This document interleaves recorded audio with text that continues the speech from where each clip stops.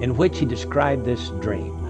And in the dream, he predicted 3 world wars. The First World War, he said, must be brought about, and I'm quoting from Albert Pike. The First World War must be brought about in order to permit the Illuminati to overthrow the power of the czars in Russia and of making that country a fortress of atheistic communism. The divergences caused by the agents of the Illuminati between the British and German empires will be used to foment this war.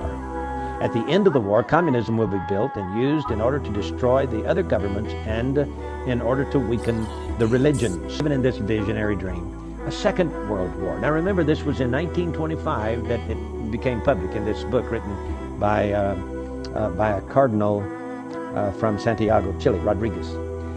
He says, quote, "The Second World War must be fomented by taking advantage of the differences between the fascists and the political Zionists.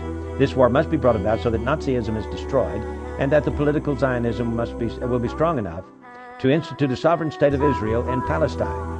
During the Second World War, international communism must become strong enough in order to balance Christendom, which would then be restrained and held in check until the time when we would need it for the final social cataclysm."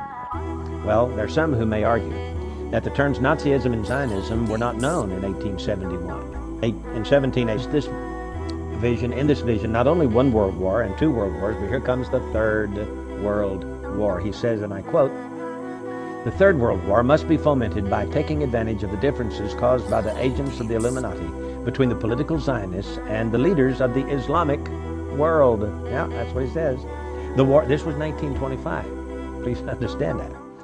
At least 1925. It may go all the way back to 1871, as is purported to do, but at least it was written in a book and published in 1925. So he says, back after World War I was just over a few years, and before World War II even started, he's now thinking about this Third World War, and it says that it will be caused by the differences between the political Zionists and the leaders of the Islamic world. The war must be conducted in such a way that Islam, the Muslim Arabic world, and political Zionism, the State of Israel, mutually destroy each other.